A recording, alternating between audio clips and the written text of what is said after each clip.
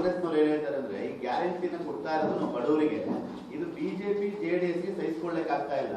ಹಣವನ್ನ ಕೊಡ್ತೀವಿ ನಾವು, ಸ್ವಲ್ಪ ತಡವಾಗ್ಬೋದು. ಒಂದು ಇನ್ನೊಂದೇನಂತಂದ್ರೆ ಈ ಹಣದ ವಿಚಾರಕ್ಕೆ ಸಂಬಂಧಪಟ್ಟಂತವ್ರೆ ಬಡವರಿಗಿಂತ ಯೋಜನೆಗಳು ಮಾಡಿದಾಗ ಹೊರೆ ಆಗೇ ಆಗುತ್ತೆ, ನಾವು ಕೊಡ್ತೀವಿ, ಇದು ಸಹಿಸ್ಕೊಳ್ಳಕ್ ಆಗ್ತಾ ಇಲ್ಲ ಬಿಜೆಪಿ ಜೆಡಿಎಸ್ಗೆ ಅಂತ ಹೇಳ್ತಾರೆ. ಪರಮೇಶ್ವರ್ ಹೇಳಿದ್ದಾರೆ. ಸನ್ಮಾನ್ಯ ಗೃಹ ಸಚಿವರು ಪರಿಷ್ಕರಣೆ ಮಾಡಬೇಕು ಅಂತ ಹೇಳಿದ್ದಾರೆ, ಪತ್ರಿಕೆಯಲ್ಲೆಲ್ಲ ನೋಡಿದೆ. ಆದರೆ ನುಡಿದಂತೆ ನಡೆಯುವ ನಮ್ಮ ರಾಜ್ಯದ ಮುಖ್ಯಮಂತ್ರಿಗಳು ಬಹುಶಃ ರೆಕಾರ್ಡ್ ತೆಗೆದು ನೋಡಿದ್ರೆ ಕಾಕಾ ಪಾಟೀಲ್ ನಿನಗೂ ಫ್ರೀ, ನನಗೂ ಫ್ರೀ, ಮಾದೇವಪ್ಪ ನಿನಗೂ ಫ್ರೀ, ಎಲ್ರಿಗೂ ಫ್ರೀ ಅಂತ ಹೇಳಿದರು. ಆದರೆ ಈಗ ಯೂಟರ್ನ್ ಹೊಡಿತಾ ಇದ್ದಾರೆ. ಅವರಲ್ಲಿ ಸ್ಪಷ್ಟತೆ ಇಲ್ಲ. ನಮ್ಗೆ ಯಾಕೆ ಸಹಿಸ್ಕೊಳಕ್ಕಾಗ್ತಾ ಇಲ್ಲ? ನಾನು ಬಂದಿರೋದೇ ಇವತ್ತು ರಾಜ್ಯದ ಜನತೆ ಪರವಾಗಿ ಅವ್ರು ಕೊಟ್ಟಂಥ ಕಮಿಟ್ಮೆಂಟ್ನವ್ರು ಕೊಡ್ಸೋಕ್ಕೆ ನಾನು ಇವತ್ತು ಪ್ರೆಸ್ ಮೀಟ್ ಕರೆದಿರೋದು. ಅಟ್ಲೀಸ್ಟ್ ಅವ್ರು ಕೊಟ್ಟಂತ ಮಾತು ಫುಲ್ಫಿಲ್ಮೆಂಟ್ ಆಗಲಿ ಅನ್ನೋದು ನನ್ನ ಬಯಕೆ. ನೇರವಾಗಿ ಇವಾಗ ಏನಾಗಿದೆ, ಈ ಟೆಂಡರ್ಗಳು ಮತ್ತೊಂದು ಇನ್ನೊಂದು ಫ್ಲೋಟ್ ಮಾಡಿದಾಗ ಕಮಿಷನ್ ಬರುತ್ತೆ. ಆದರೆ ಈಗ ನಾನು ಪ್ರಾರಂಭಿಕವಾಗಿ ಹೇಳಿದ್ನಲ್ಲ, ಡೈರೆಕ್ಟ್ ಬ್ಯಾಂಕ್ ಟ್ರಾನ್ಸ್ಫರ್ DBT ಅಂತಕ್ಕಂಥ ಇಂಪ್ಲಿಮೆಂಟೇಷನ್ ಏನಾಗಿದೆ, ನೇರವಾಗಿ 2,000 ರೂಪಾಯಿ ನಮ್ಮ ಹೆಣ್ಮಕ್ಳಿಗೆ ಅವ್ರ ಖಾತೆಗಳಿಗೆ ಜಮಾ ಆಯಿತು ಅಂದರೆ ನಾನಂತೂ ಭಾಳ ತೃಪ್ತಿ ಪಟ್ಕೊಳ್ತೀನಪ್ಪ. ಆ ಸಂಖ್ಯೆನಲ್ಲಿ ನಾನಿದ್ದೀನಿ, ತೃಪ್ತಿ ಪಟ್ಕೊಳ್ತಕ್ಕಂಥ ಸಂಖ್ಯೆನಲ್ಲಿ. ದಯಮಾಡಿ ಈ ನಾಡಿನ ಹೆಣ್ಮಕ್ಳು ಮೋಸ ಮಾಡೋದು ಬೇಡ. BJP JDS ಜೊತೆಲಿದ್ದೀವಿ. ನಿಮ್ಮ ಕಮಿಟ್ಮೆಂಟ್ ಏನಿದೆ, ಕಮಿಟ್ಮೆಂಟ್ ಫುಲ್ಫಿಲ್ಮೆಂಟ್ ಮಾಡಿ.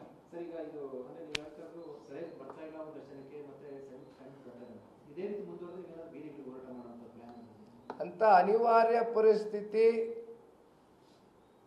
ಸೃಷ್ಟಿ ಆಯಿತು ಅನ್ನೋದೇ ಆದರೆ, ಅಂಥ ಅನಿವಾರ್ಯತೆ ಬಂದು ನಮ್ಮ ಎದುರು ನಿಲ್ತೆ ಅನ್ನೋದಾದರೆ ನಾವು ಬೀದಿಗೆ ಇಳಿಲೇಬೇಕಾಗ್ತದೆ ಅಲ್ಟಿಮೇಟ್ಲಿ.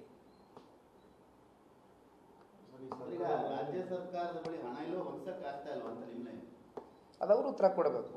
ಹಣ ಇದೆಯಾ ಅಥವಾ ಹಣ ಇಲ್ವಾ ಅನ್ನೋದು ಸರ್ಕಾರ ನಡೆಸ್ತಾ ಇರ್ತಕ್ಕಂಥ. ಯಾಕೆಂದರೆ ಆ ಖಜಾನೆ ಸಂಪೂರ್ಣ ಅಧಿಕಾರ ಇರ್ತಕ್ಕಂಥದ್ದು ಇವತ್ತು ಈ ಪ್ರಜಾಪ್ರಭುತ್ವದ ವ್ಯವಸ್ಥೆಯಲ್ಲಿ 135 ಜನ ಇದು ಎಷ್ಟಪ್ಪ ಇದ್ದಾರೆ? 136 140 ಆಯಿತು. ಬಹುಶಃ ಕರ್ನಾಟಕ ರಾಜ್ಯದ ಇತಿಹಾಸದಲ್ಲಿ ಇಷ್ಟು ದೊಡ್ಡ ಮಟ್ಟದ ಒಂದು ಶಾಸಕರನ್ನ ಗೆಲ್ಲಿಸಿ ರಾಜ್ಯದ ಜನತೆ, ಯಾಕೆಂದರೆ ನಮ್ಮ ಪರಿಸ್ಥಿತಿ, JDS ಪರಿಸ್ಥಿತಿ, ಕುಮಾರಣ್ಣ ಅವರು ಯಾವಾಗ ಅಧಿಕಾರ 2 ಸಲ 20 ತಿಂಗಳು, 14 ತಿಂಗಳು, 34 ತಿಂಗಳು, ನಾವು ಕಳೆದ 20 ವರ್ಷದಲ್ಲಿ ಆಡಳಿತ ಕೊಟ್ಟಿರ್ತಕ್ಕಂಥದ್ದು ನಮ್ಗೆ ಅವಕಾಶ ಸಿಕ್ಕಿರೋದೇ 34 ತಿಂಗಳು. ನಮ್ಗೆ ಯಾವಾಗಲೂ ಸಮ್ಮಿಶ್ರ ಸರ್ಕಾರವೇ.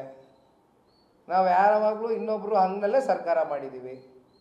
ನಾವು ಏನೇ ತೀರ್ಮಾನಗಳು ತಗೊಳ್ಬೇಕಾದ್ರೂ ಮತ್ತೊಬ್ಬರನ್ನ ವಿಶ್ವಾಸಕ್ಕೆ ತಗೊಂಡು ತೀರ್ಮಾನ ತಗೊಳ್ತಕ್ಕಂಥದ್ದು ಮಾಡಿದ್ದೀವಿ.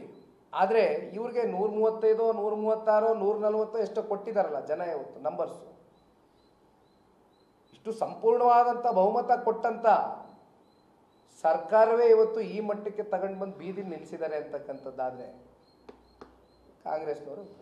ಇನ್ನೊಂದು ಮಾತು ಹೇಳಿದ್ರು, ಚುನಾವಣೆ ಬಂದಾಗ ಮಾತ್ರ ಈ ಗ್ಯಾರಂಟಿ ಹಣಗಳನ್ನ ಬಳಕೆ ಹಾಕುವಂತ ಪ್ರಯತ್ನ, ಆಮಿಷ ಹುಡ್ತಾ ಇದ್ದಾರೆ. ಅಲ್ಲ, ಅದು ನಮ್ಮ ಕಣ್ಣು ಮುಂದೆ ಉದಾಹರಣೆ ಸ್ಪಷ್ಟ ಇದೆಯಲ್ಲ,